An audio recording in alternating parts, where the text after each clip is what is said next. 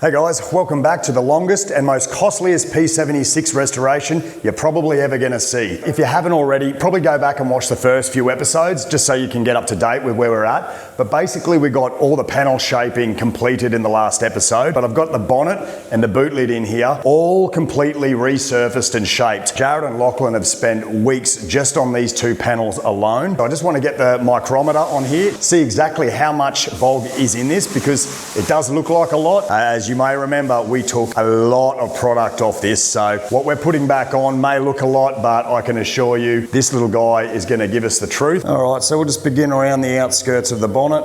And we got about 200 microns there, 700 microns towards the front, 300, 500. So remember, 1,000 microns is 1 millimeter. This was the worst of it, right in the middle here. So we're expecting at least somewhere over 2,000 microns, somewhere in the middle here.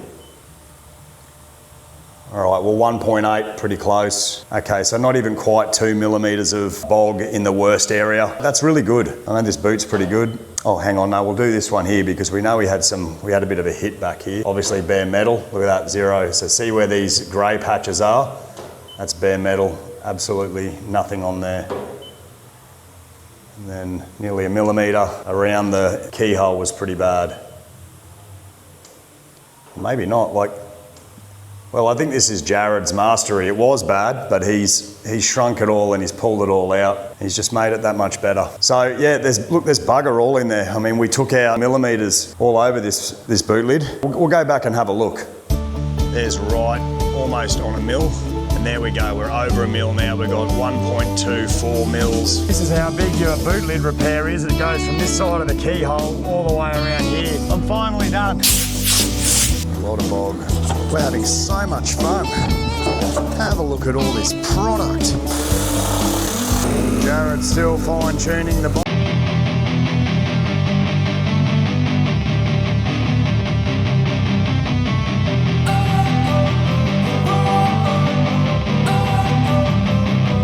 Don't wanna sleep in, cause I got something to prove. I gotta take what I hate and finally make a move. I think of you and all the shit you don't do. Well, I'ma make hella sure that I don't become you. I have no regrets, yeah, I'll tie up my chest. I'll never forget what it's like to be in debt. Been stabbed in the back bed, I'll show you what happens. Pass me the mic and I'll show you with action.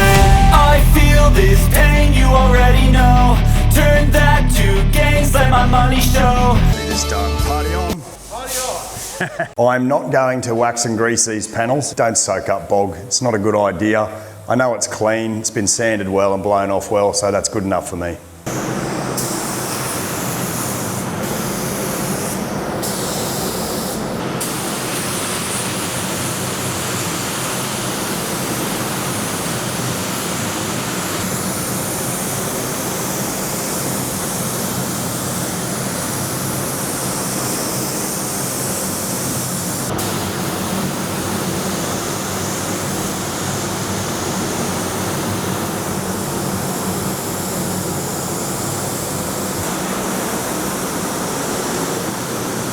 Right, also while Jared and Lachlan are fine-tuning the P76 body lines, I've got something else in the boot that I'm doing on this vehicle. I'll show you what it is. I've got a couple of hard plastic trims in here, well more than a couple. I've got about 4 backings of the seats, and these little guys and sit around your winders on the side of the seats there. I'm tasked with colour matching them and getting a coat of colour on them. Can use vinyl pigment, but I'm using base coat and seal it off. I'm just gonna put a really thin down coat of clear over it. Because they're hard plastic, you can do that. If it was soft or it was rubbery or flexy, you can't do that with a 2-pack clear. It'll just crack and flake off. First, I'm gonna spray down a really good adhesion promoter. These have already been MEK cleaned, and the adhesion promoter will just guarantee really good traction. So I'm going to do that. I've got the colour made up now. As you can see, we've worked out that this is in fact the true colour here. That was sitting behind a pocket, the back of the seat, you know, the little pockets you used to put your Refidex in. So I've matched the colour to that. Now I'm going to spray it over these parts and put a very fine mist coat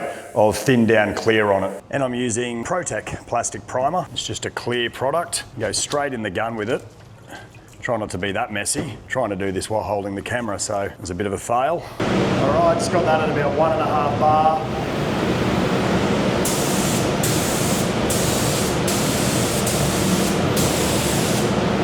that's all it needs. You can barely even see it. It just goes on a little shinier.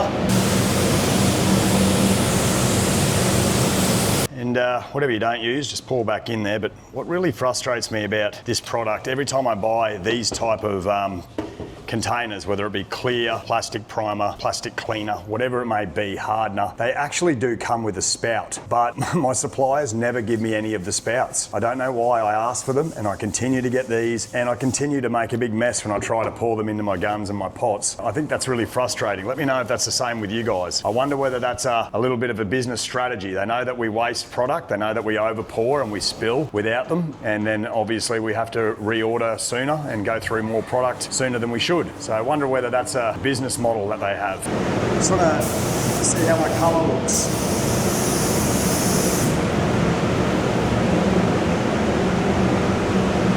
Yeah, not too bad.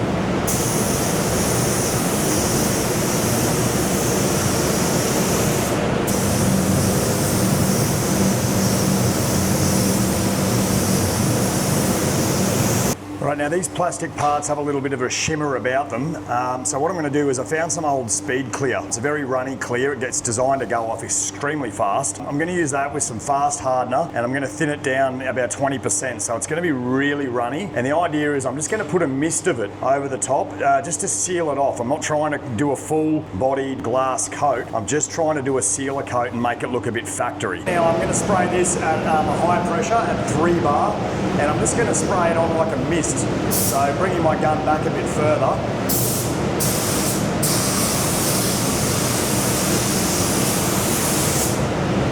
And that's all it is.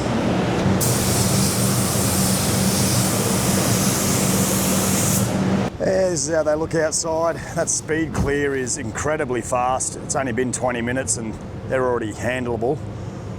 That's just come up nice. See how it's just got that nice factory sheen about it? It's not like a full clear coat, it's just a nice sheen and sealed off. And that's what we're going for. This door is just about ready for primer. They've taken it off the car because Jared has got those body lines dead straight. Lockie is just cleaning up a little bit of the mess, the extra bog work that just comes out over the edges. Once he's cleaned all that up, we are getting these panels in primer, just along with the bonnet there and the boot lid. You can see behind Lockie there. Finally getting towards the end of this incredible mountain that these boys have been climbing on this P76.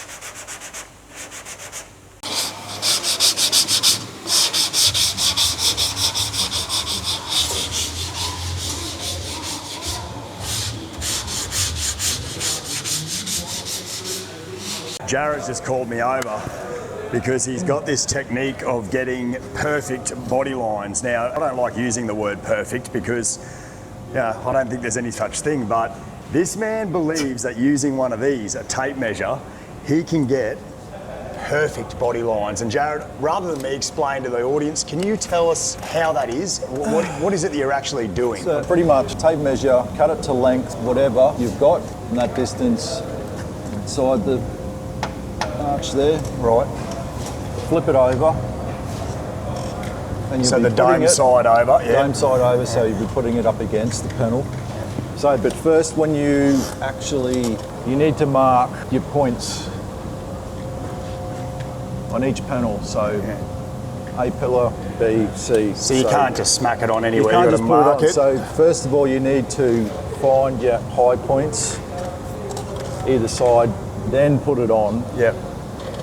And go from there. And now the tape measure, because it's a straight true line. It's right? Once it's on there, you may need to. There's not much give in it. It's pretty much once it's on there, it's dead level straight. If you have a look down the side, if I come down, yep, straight down there.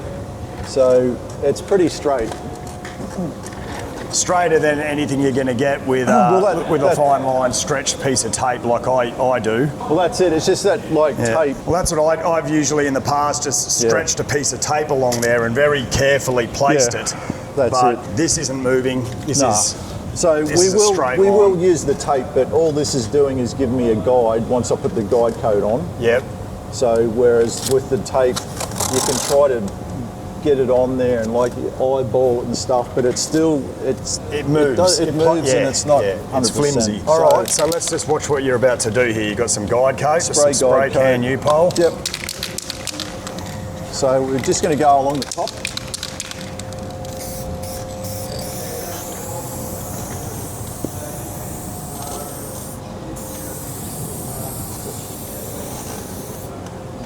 That's all you need. We'll just take this off.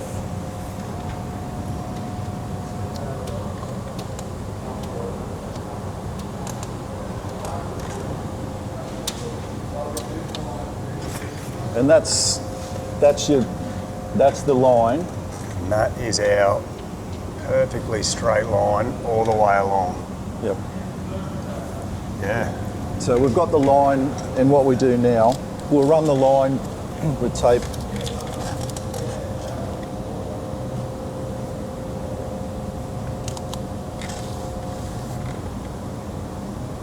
So you've got a nice crisp line, you can run it along. So you're basically just getting the line first and then putting your tape on it, so you know that that tape is going to be sitting on a perfect line. Yeah. That's it. And if you want to get it more crisp, you can mix up some filler. First of all, you need to sand this off, then put the filler on that, and then sand up to your tape edge. I gotcha. All right. So we're doing the top edge. Yeah. Once we've done that, then we'll reverse it and do the same on the bottom. And that way we'll get crisp edge like the doors that I've just done on that side there. So, well, that makes perfect sense, mate. Yeah. All right, so you've heard how it's done, and where do you think it's at now with perfection, Jared? Is that just about? I think it's pretty good. Yeah, pretty Jared's straight. already implemented this. He just wanted to give us a rundown of how he got this body line to perfection. And, you know, like, I think we're yet to see that. Once the paint is on and the job is finished, we'll then see if there is any difference whatsoever, any wobbles. But from what I can see and what you can see there, I think we're right on point, aren't we? So, yeah, I think that's a really cool way of doing it. I've never used a tape measure before, but I definitely will be in the future. Hey guys, it's 4:30 a.m, just about to start my day, starting to cool down, and just wanted to show you this release that we've done. It's this little Reed Custom Garage Tirana edition in walnut. You can get them in black. Quality is so good, you'll probably never even need to buy another one. Not a really good business model really, something that lasts, but AS colour hoodies, really warm. Pick yourself up one at shoprcg.com.au.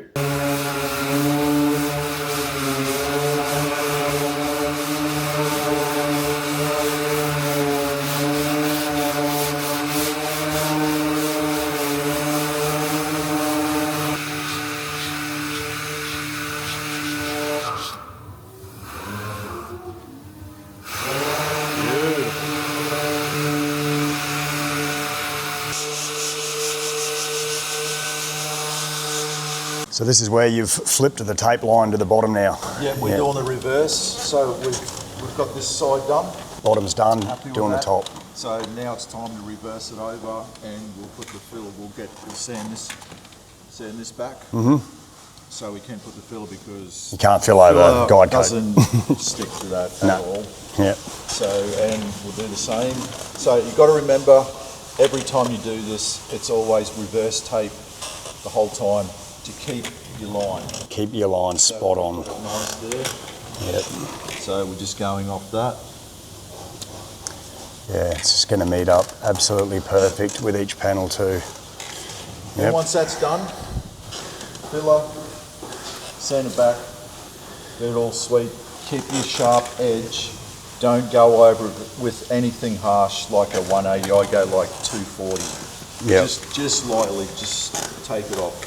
Yeah. Otherwise you'll lose it, and you've done all that work for no reason. Right, okay. So a very subtle, just shave off with a fine sandpaper. Just fine, yeah. yep. Lovely, mate. What you working on, mate? Just tidying up this dog leg. Dog leg. And all up here and Just all the fine tuning. all around the edges of everywhere pretty much. Yep. Yeah, very close to primer. We've got some doors ready, boot and bonnet are already done. Just another day or two and the body will be good to go. All right, today's today. It's the day that Jared's perfectly shaped doors get primer on them for the P76. And I'm going to give Marley a good rundown in how to apply high fill primer today. So we're just getting these panels prepped. Because the entire skins of these doors have been splined and skimmed, we're not going to give it a wax and grease. We're just going to go over it with some 400 softback sandpaper, simply just to smoothen things off. We've got some etch primer here, just where there've been some little bit rub throughs. As you know, there's not a lot of skim on these doors. It's only very thin, and we have gone through to bare metal in some areas. So we've just applied some etch primer. We're going to give them a little scuff with some 400 first, because you can't paint over a non-sanded paint. Once that's done, we're just going to blow dry it and give it a rag off, and we are going to prime the underside edges of these doors. As you can see, we've masked them off really well. We're going to get some primer under there, because those edges needed to be sanded where some of the repair work sort of came around behind the fold, and Troy also wants the insides of his doors and jambs looking just as beautiful as the outside. So we're going to put a coat of primer in under there, just so it's that little bit better. All right, let's get moving. Yeah, so with the edge primer, just a light scuff, that's all you need to do, just to take the dryness off it and put a little bit of a key in it. We don't want to change any of the profile that Jared's got perfect, so we're not touching the body lines. They are absolutely spot on. Going around those. What do you say, Marley? We'll flip the doors over. We'll do one coat behind the doors first, and then we'll flip them back, and we'll do 4 or 5 good heavy solid coats on the top side of these doors. So let's flip them over, eh? So this is what you do, just a blow down and a wipe over with a clean rag.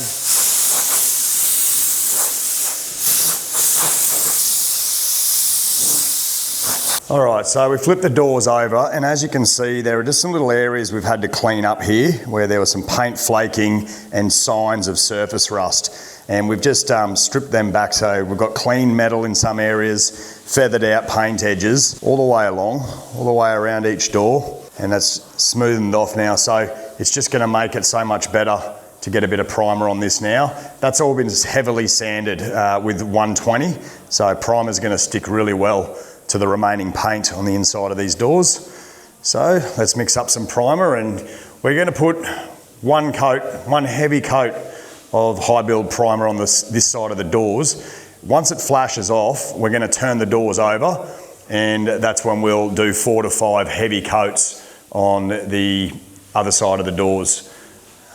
We don't have any means to hang all the doors up and do the inside and out at the same time, unfortunately. So coat underneath first, and then a flip over. We'll give it after about 10-15 minutes of flash off. All right, so Marley's mixing up the primer. It's 4-to-1 ratio. It's a ProTech primer called Prime and Fill, and he's going to be using our Smart multi-gun. It's a 3M Smart gun with a 2mm primer tip on it. And if you do want to spray top coat, you just replace it with this 1.3mm tip. So nice little versatile gun. The only part of this gun you clean at the end is pretty much this tip and just a tiny little bit on the needle itself. But this is the primer we're using. PP3860. ProTech Prime and Fill. I'm going to mix up a full cup. We're going to aim for minimum 4 coats. We'll see how we're going as to whether we go for a 5th coat. He's just smacking it down on the bench like that because it's really thick and full, and he's just trying to get it to level out so he can get the correct amount of hardener in there. Pouring from these tins is not fun. They don't supply you with the nozzles. So maybe turn that, so pour it backwards, Marley. Do you know what I mean? Yeah, so turn the whole thing over and pour it so it's going backwards like that. So give that a try. No, so get that right down near here. Yeah, and now that's it. So even further back. Yeah, tilt it right over. As close backwards as you can. Yeah, that's it. There you go. Yeah, to teach the young fella how to pour from a tin without a nozzle. And we'll go 20% reducer in that, Marley. Using a nice big 800ml PPS cup there. Get a nice amount of primer in there and get a lot more done at once. Press and turn. There you go. Okay, so slot between like that. Then you'll turn that way up. If you can finish that off. Push down and turn clockwise, that's it. Good. And now just bring it upright and make sure nothing's leaking out of it. All good. That's it. Let's go get some primer on. All right, mate, what I want you to do is I want you to just hit the edge first, one stroke along the edge, and then a second stroke on the actual panel itself. So two strokes, and then that is done.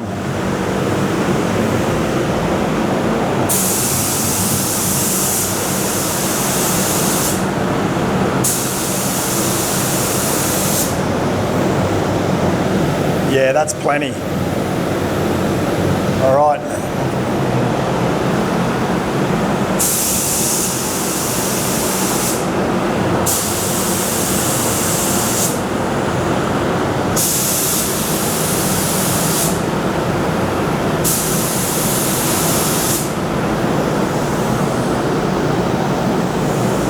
It's good, nice and wet.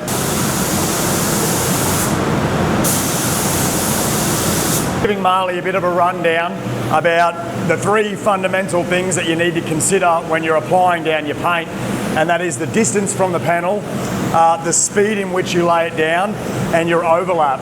So all of those things are going to determine as to how even, how full or dry the paint goes on. So I've asked him to pay close attention to how I do this one to see if he can replicate it on the other three. Now I've got my pressure sitting at about 2 to 2.5 bar. I've got my fan wound right out, and I've got my fluid out, not all the way, but just so I can see a thread or two. You see a little thread, that's about the sweet spot that I like it.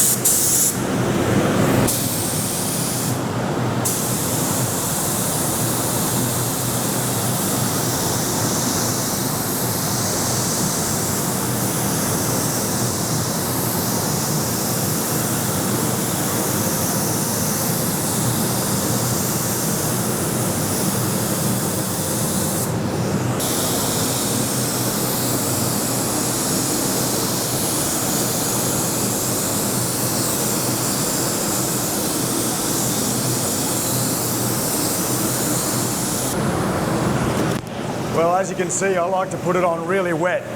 That's at least 50% overlap. I was moving quite slow. I don't have a lot of pressure up, so it was going on quite wet. So just take that into consideration, the overlap, the speed and the distance from the panel. I think I might have only been about 4 inches from the panel, and we've got a nice even wet finish. We do have some minor pinholes through this, but I'm hoping that we can fill them up with a good 4 to 5 coats of high fill primer. It's only very, very tiny, so I think within by that third or fourth coat, they're going to be drowned out. At least that's our hope. If I can't drown these pinholes out with the first priming process, there's a good chance we'll give it a block and then give it another couple of coats of primer. One way or another, we're getting rid of them.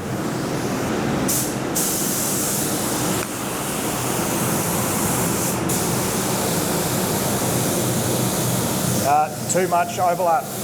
Less overlap, slow it down, you're going on too dry. Start again.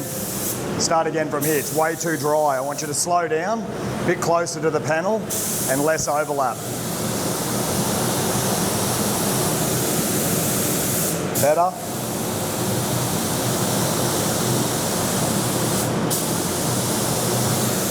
Yeah, that's better. A little bit less overlap.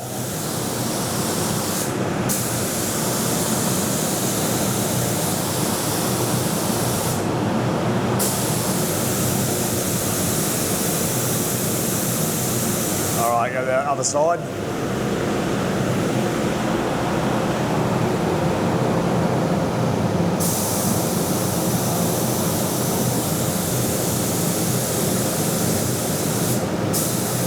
Go a little bit faster than that.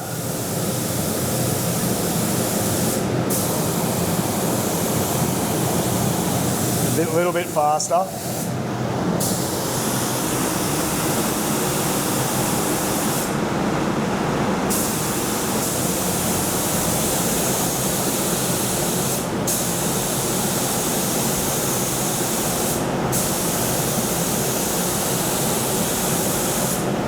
It's a lot better. You got to do your edges.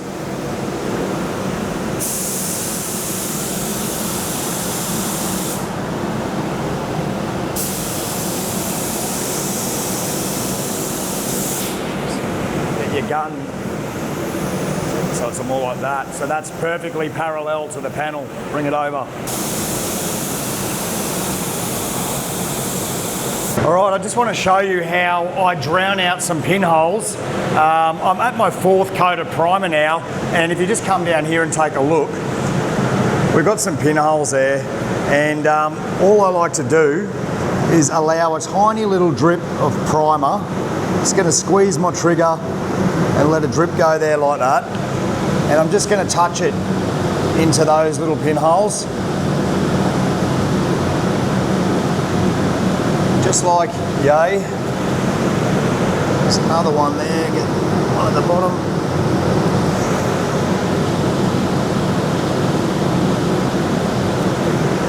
And there's a couple up here as well.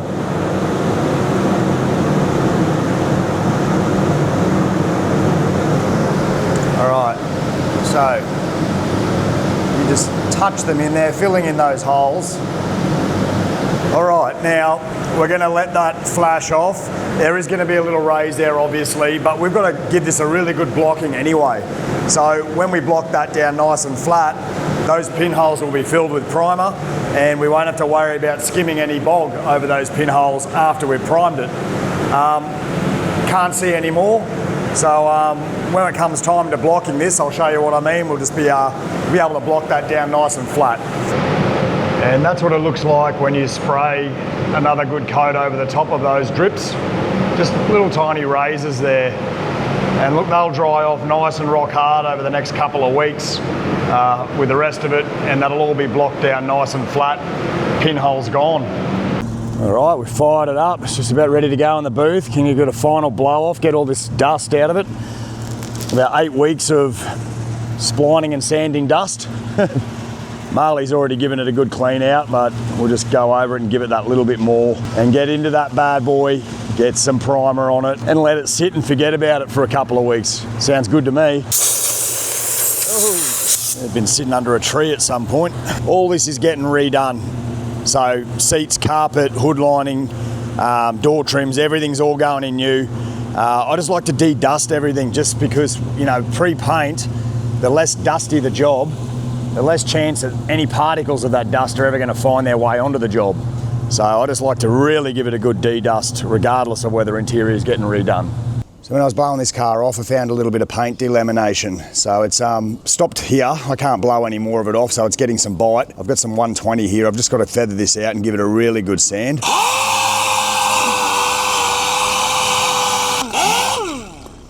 There we go. So you can see that's feathered out really nice. It's really smooth.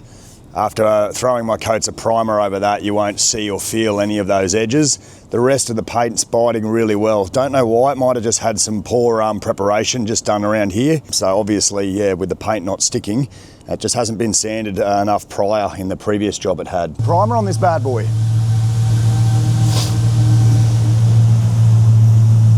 All right, I'm gonna mask this up using plastic. Now, for those of you that have watched some of my previous videos, you'd know that plastic's not my favorite go-to for masking. I'm always concerned that it's gonna flap around and then dry spray will land on my job. But a couple of my viewers have got back to me with a great idea, and I'm gonna mask this car up with plastic, all the jams, all these door apertures and screens, and I'm gonna show you how I get that plastic to tighten up so that there's no flapping around. So I'm just showing Marley here.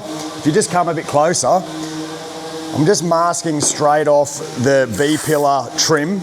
So putting tape down that so we don't get primer on that. And then the next step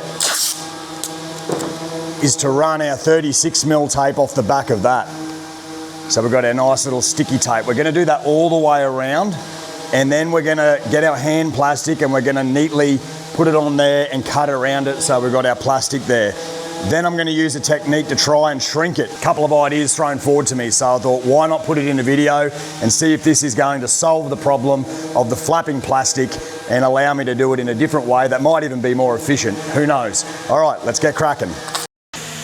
Marley's going to show us how to wire down some boot lid hinges. You'll put all your weight on it to hold it down while doing that. So you let it go. There we go. Beautiful job.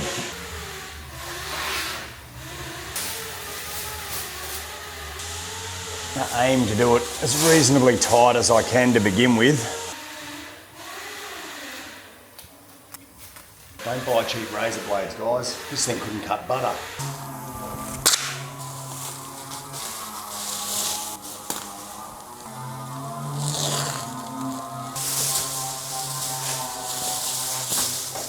Yeah, looking good, Marley. You're getting better at masking, mate. Just done all the front there in paper. We'll get the wheels covered. The backing tape here, we'll just run some paper off them.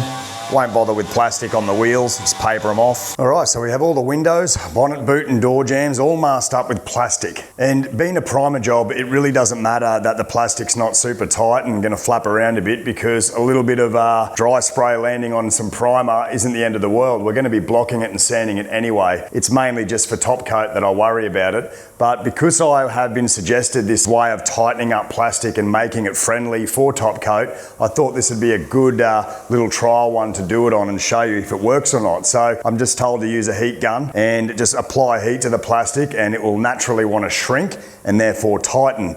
I do think that there's going to be a fine line between shrinking and tightening and just busting right through. So let's see how my skills in that go. I'll just start by warming it and getting a bit closer and just see how it looks. All right, we'll just see if we can get those wrinkles out of it and tighten it right up without busting through. Oh yeah, you can see I've nearly broken through right there. Just a bit too much heat, but it has tightened it and it hasn't broken through. Oh wow, this seems to be working amazingly. You can literally see, look at those wrinkles just disappearing. Oh wow, look at that. Yoo-hoo-hoo. Oh no, okay, I've busted through. But it is working a treat. Look at it go. Maybe just try and put the heat gun on an angle rather than directly pointing it at it. I'll cover that with some tape. It's not all is lost.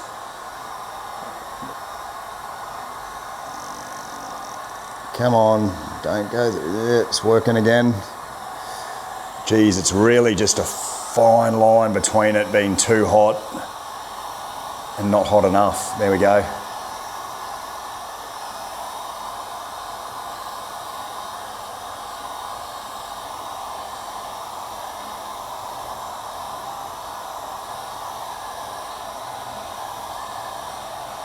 This is working amazingly.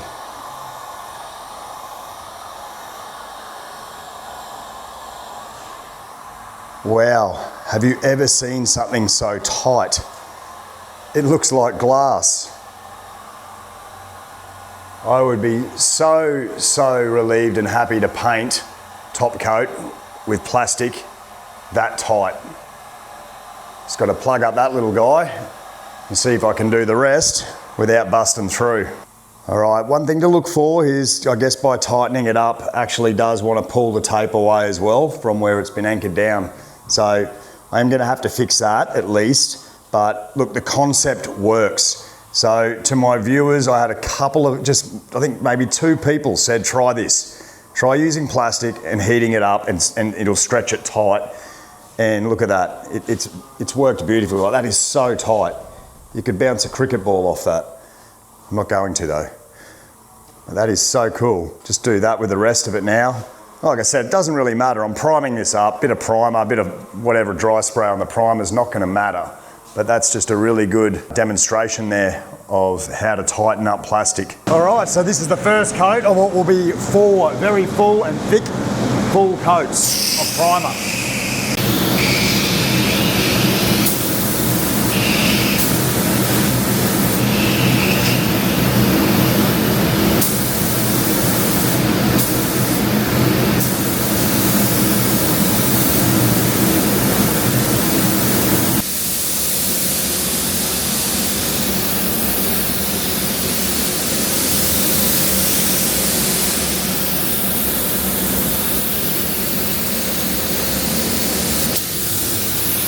Well, there we have it, guys. 4 extremely heavy coats on this.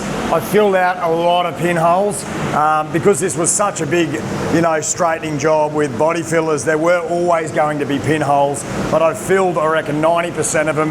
Just a few there we're going to have to go and pinhole fill afterwards. I got a couple of little runs. Like I said, I really flogged it on. Yeah, there we go.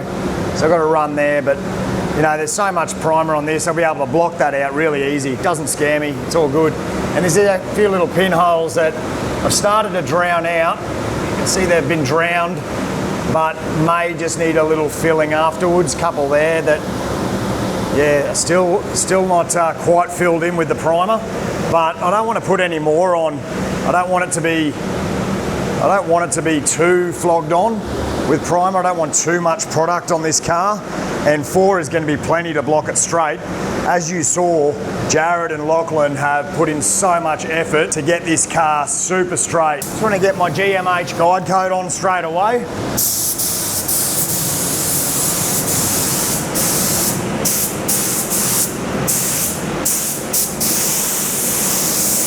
All right, we've got Jared kicking off phase 2 of the probably phase 4, more like it. The P76 primer blocking phase. This is it. Starting with the bonnet. Yep. And how's it going thus far? You can see some lows, which was expected, right? Yeah. I mean, it was a big straighten up. Yeah, it's a big straighten up. So a few bits and pieces that we need to fine tune. Yeah, I guess I was being pretty bold to think that this wouldn't get a second primer phase going. I mean, we may just spot prime some sections, might be all right. So see how we go. If it's everywhere, I'm happy to give it another couple coats just to make. You've gone already so far with, the gapping and the body lines, the leveling, that it would be a shame not to go that extra mile with the priming as well if need be. All right, so while Jared party-ons with the P76, we've got Lockie over here working on the Triple S. He's, what are you, just shaping a little piece of metal to plug this hole up, aren't you there? Yeah, just filling that gap. Jeez, that's looking... Just about there, I think. Just shaving bit by bit till you get it spot on. Yeah, it's pretty close. I reckon I'm gonna run with that, I think. Cool. Yeah, these were originally for where they put the side mirrors, right? And when they brought out this variant of Datsun, rather than actually make new guards without them, they just put bungs in them. And leaving Lachlan to have to plug it up. You're doing well, mate. Good job. Got Marley making his mark on the P76. This is where the young fellas start their trade. They start doing all these sort of inner jams and behind panels, things that are just good practice, but aren't really that imperative to be 100% perfect. But he always does a really good job anyway. On your Miles. Hey fellas, sorry for ignoring you yesterday. It's pretty busy on the VC. So, what you getting up to there, Lockie? Just shaping these corners, the last little bit. Yeah, man. So, I think I saw you working on the other side I got yesterday. this one done yesterday. Let's have a look at that. So you've got that finished, yeah? Yeah, that's ready for a bit of primer. All right, just pop it up there and we'll see how nicely you've got that lined up. Not to put any pressure on you. There we go. So once it's bolted up. Yeah, so you've done a bolt up test. Yeah, so it'll sit. Yeah. Oh yeah, you've actually it's come together really nice. What I am actually showing is my run in my primer. That's me, guys. Yeah. But Lockie, that looks really good. So yeah, it'll sit something like that. And that was nowhere near like that. No, you had to literally totally rebuild that thing, didn't you? Yeah, drill a few holes, make a few holes a bit bigger, and a few cuts, and all the fun stuff. Hey man, you're getting there like this guy here with him as your mentor. You're going to be like Jared number 2. No, he's taught me a lot actually. Yeah. Oh mate, the world can never have too many Jareds. I'm telling you. Every car on the road would be pristine. So now you're basically just replicating this side. I've got to do this side. This side's a bit more out of shape. I know it's hanging down here, but it's nice up here. So. Oh yeah, so you've got like nearly a centimetre overhang. Spot on up here. It's nice up here, and this line's not really lining up here with the body line. Okay. In the quarter. So you're just going to cut and. I'll probably have to do a little cut along here and with incision, fold it around and.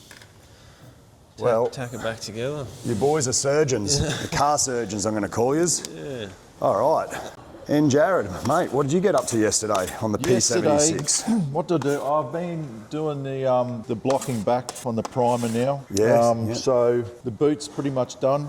Just tidying up with just a few edges here. This edge I wasn't happy with, so I'm just doing that. But otherwise, it's all blocked back. It's turned out really nice. It's looking really good. Yeah, So same with the bonnet. And I will start on the roof now. So you've done the bonnet, that's sitting over there. Yeah, bonnet's over there. Yeah. I really got stuck into that. It's Yeah, we're going to have to reprime this car. I'm conceding to the fact that it's definitely going to be a double prime, but I think it's important for people to know that when you do your first straightening up methods with your fillers, it's only one process out of many. Yeah. You know, to get a car dead straight, and that's you can see it's too hard to just get it in one. You'd try to, but it's still, especially when with what you were starting with. You know, the starting point of this was just so wobbly and crazily out of shape. Yep. So pretty much to be expected that we're going to have to prime this again, and that's totally fine. We do what we have to do to make the job spot on. You've already put in so much effort, it would be a shame to rush it through now and not finish it off the way it deserves to be. We'll just take a quick look at that bonnet. So yeah, as you can see with Jared's block work and everything that he's been doing, it's pulled through some rub throughs right through to some of the filler work. A double prime's going to solve the problem. Yeah. And the filler, it sinks back.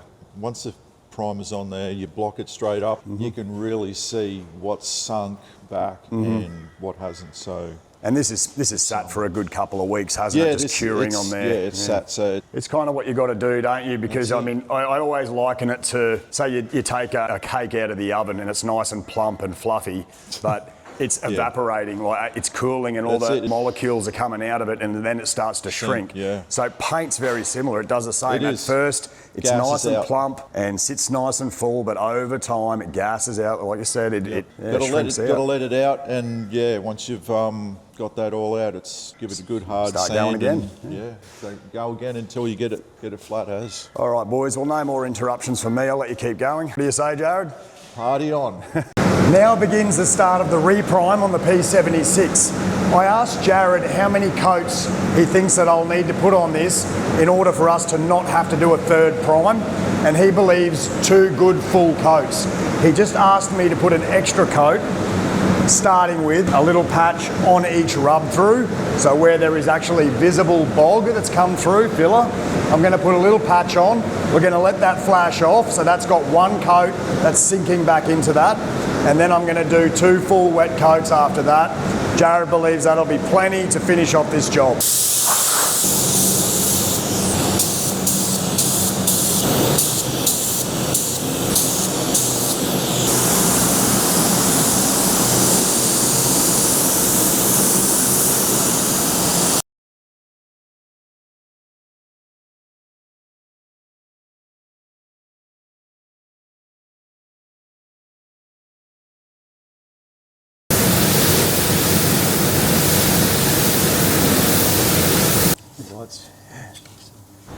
So I've gone and put in, $4,000 worth of LED fluoros around the shop, and he's still got his little hand torch on it. I love my little hand torch. You love it, don't you? Yeah. No, you're right. So I see you just cleaning up a body line that just missed the mark on the first go. Yep. Bit of a low spot, and with the body filler, it just sinks sometimes, so you need to go over and just make them nice and sharp like that one there. Yep. I'm in the boot of the P76, and just where there's been a little bit of bare metal from the metalworks Jared's done, it's just starting to get a little bit of surface rust on it, as you can see there. So what I'm going to do is I'm going to give this a really good buzz down with some 120 grit. I'm using Sia. It's a new ceramic style of sandpaper, and it's supposed to be kind of like 10 sheets of sandpaper in one, meaning like it lasts as long as 10 sheets of standard sandpaper. So I'll show you what this stuff is, and we're going to give it a really good buzz down in here and smoothen it all off, knock all the rust off the surface, and then give it a really good acid scrub. While I prime up this car, I'm going to prime up in here as well. I'm going to get some primer on there and seal it all off. These are the new hookets from Sia. They're supposed to be the duck's nuts. Got like a real rough ceramic sort of tough sand about them. So we'll put this to the test and see how it goes. See if I can get in this boot area completely sanded back with 1 sheet.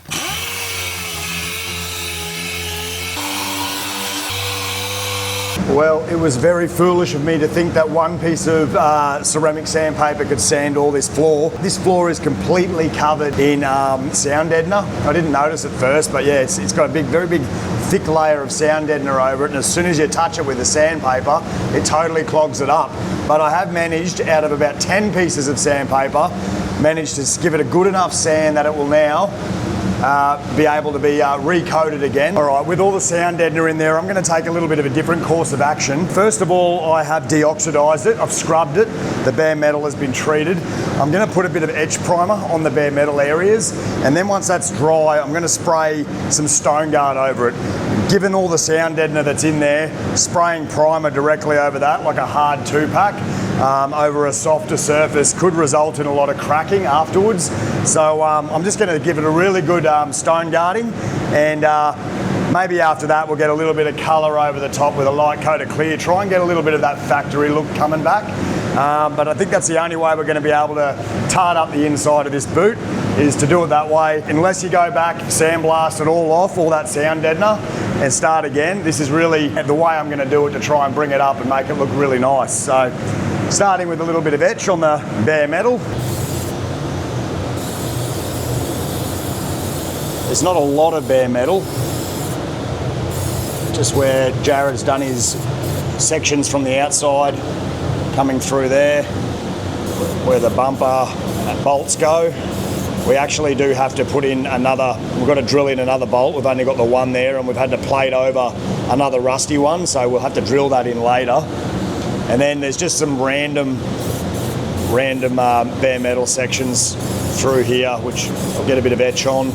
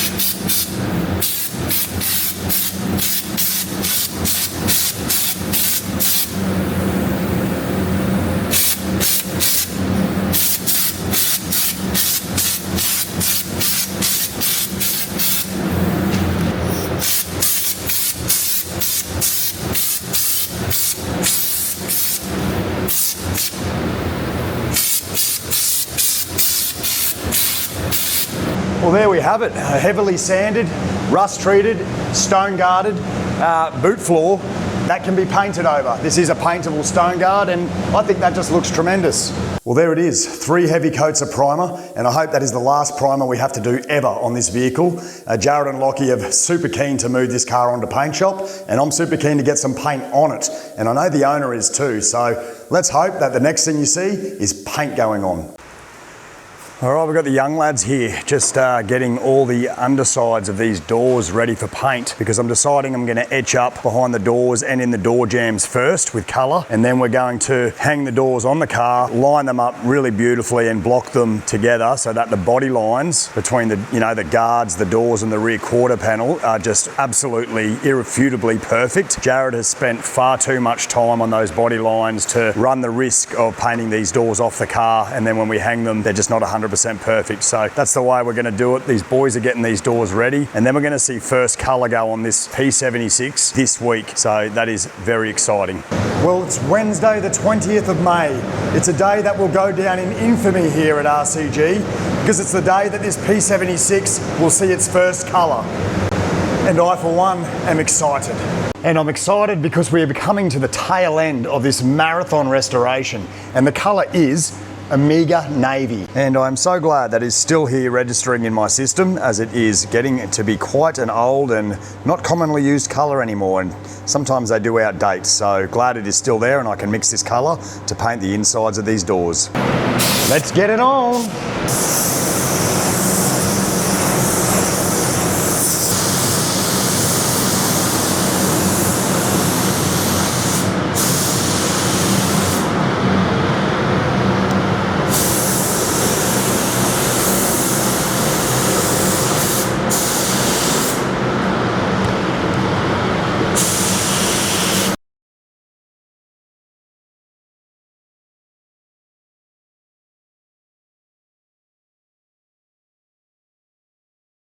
Oh, well, it's great to see first colour down on any car, but no more better than this car. I wasn't a big fan of this blue when it came in, maybe just because of the paint that was on it, but this fresh blue that's on here now, it's only got a little bit of metallic in this navy blue, but for some reason it just pops absolutely beautiful through there. I don't know if you can really gauge that like I can, but I think it's marvellous.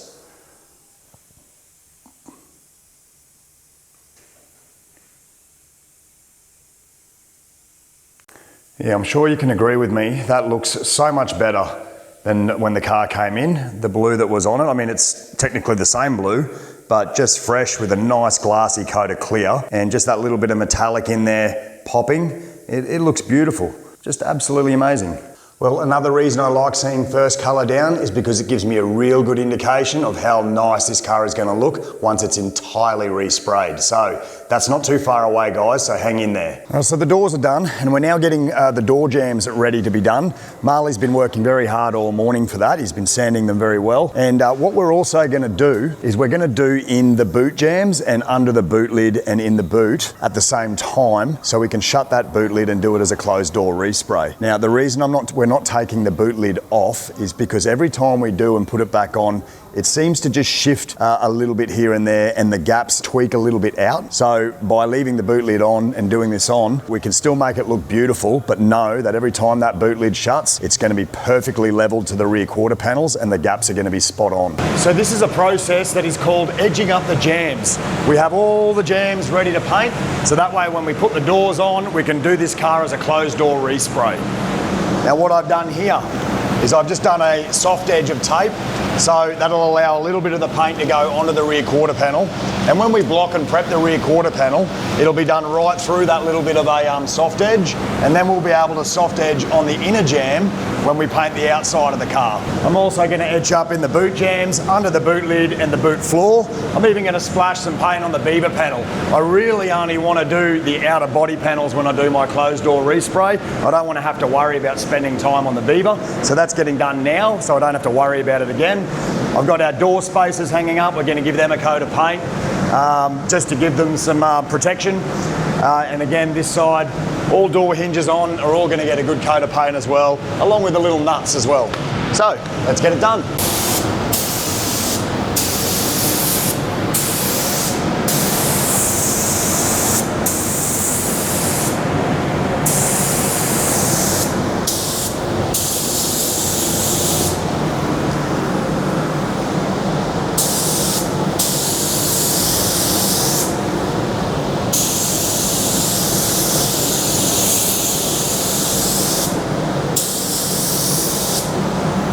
The first coat, we're not looking for coverage. We're just putting a tack coat down and we're going to just put continual wet coats on over this. I might need to do 2 or 3. As you can see, it is quite a transparent blue and we've got to get good coverage over that light grey primer. So that's the base coat. All nice and covered. And that is with 2 coats of clear. Just lovely.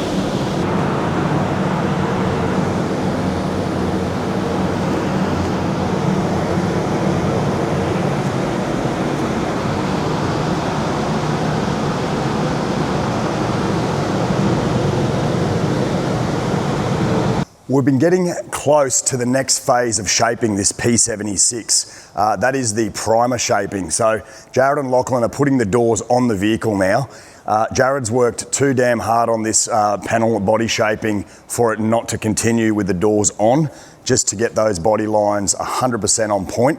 So once that's happened and that is on, Jared's getting close to finishing the dado. Once that happens, he jumps back onto the P76 and he starts drawing his tape lines along those body lines and shaping them in together, really bringing them up to 100%. That's exactly what we want for this car. The lines already just in the back, even back here. Yeah, so you're getting a good aspect of the lines, yeah. And they are all, like, they're spot on, aren't they? Like, wow. But if you were to try and block this door off the car and even just the slightest little miss or something could... You'll lose it. You'll lose it a little. Lose all your work. Yeah. So it needs to be done on the car. I'm gonna paint this car as you see it. Yep. It'll be a closed door respray. I think I'll be doing the bonnet off the car on its own. It's such a large panel, and one less panel for me to have to worry about in this huge respray will be better for myself. So I'll do the bonnet separately. That'll just sort of not make this such a huge paint job. It's a dark navy blue. As long as I use exactly the same mix of colour and same method, I have no problems that the colour is going to not mismatch in any way by painting the bonnet separately. You can see weeks of shaping, and it's not just the body lines, it's the leveling. It's the door to the guard, the door to each other, and the rear quarter. The levels are just absolutely spot on, and that just takes weeks and weeks, guys, especially to where we started with this. The amount of, you saw how much product we took out of this and what Jared had to start with, so you can see why it just takes so much time. But the result will be worth it. Well guys, you've watched the video this far, and your reward, a tour around a restoration that we did years ago. Well, it's come back, and I'm gonna give you the final result walk around. I'm just gonna turn the camera around and surprise you with this beautiful little 1970 Morris mini panel van. Just take a look at that. Now, you might have even seen this in the background of a couple of my last videos. And yes, it's back here for the final walk around and a couple of little touch-ups. It's been about 4 years since we did a rotisserie restoration on this, and in that time, a few little things needed to be touched up. So that's all been completed now, and just take a look at how John's finished this beautiful little Mini off. It left here on a rotisserie, just the bodywork done. And John has gone and finished it off just lovely, putting it all together. And if you go back and watch the video, you'll remember my body guy Brad engineered all the seat brackets for a rear seat to be put in here, and that's just come up beautifully. So well done, thank you Brad, what a great job. And I hope you're watching this and you can see just how awesome this little Mini is with your hard workmanship put in there, mate, so thank you. I think it's a cool little installment. You just pull the driver's seat up, and then you can pull this up, and then that goes to the battery, which is there under the seat, little storage compartment. How cool is that? Not a lot of room, but what Mini does have room, right?